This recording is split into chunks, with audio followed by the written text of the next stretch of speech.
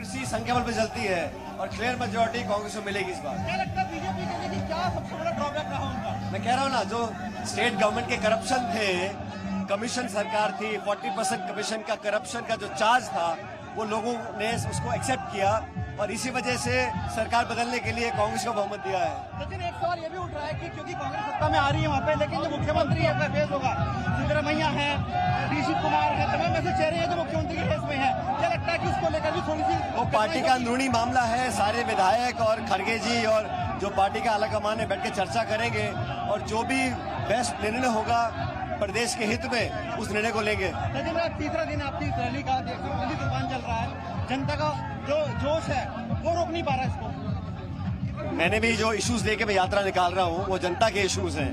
ये किसी इंडिविजुअल या किसी के खिलाफ नहीं है, ये करप्शन के खिलाफ है और नौजवानों के अंदर विश्वास पैदा करने की हम कोशिश कर रहे हैं। इसलिए इतनी भीषण गर्मी में एक दिन के नोटिस पर इतने सारे लोग हमारे साथ पैदल चल रहे हैं जयपुर की ओर, ये अपने आप में बहुत बड़ा संतोष देने वाली बात है।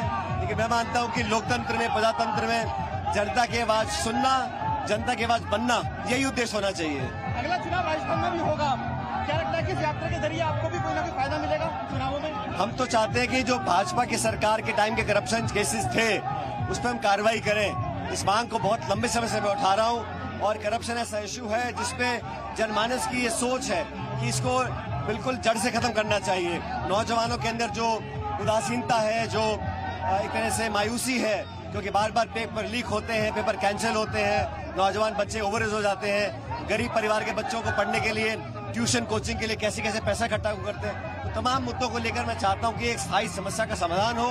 लेकिन मैं मानता हूं कि पब्लिक से जुड़े रहना ये सबसे बड़ी प्राथमिकता किसी भी जनप्रतिनिधि की होनी चाहिए। लेकिन आखिरी सवाल है, 11वां समय साहब है, जयराम रवि जी कह रहे हैं कि राहुल गांधी ने यात्रा निकाली थी, 7 राज्यों में गए थे और कांग्रेस को बड़ा फायदा होता नजर आ रहा है। आप भी यात्रा निकाल रहे हैं, क्या इससे फायदा मिलेगा कांग्रेस को? ये चुनाव से कोई लेना देना नहीं है, लेकिन पब्लिक इश्यूज, जनता के सेंटिमेंट्स, मतदाताओं के जज्बात। बिल्कुल सचिन पायलट को आपने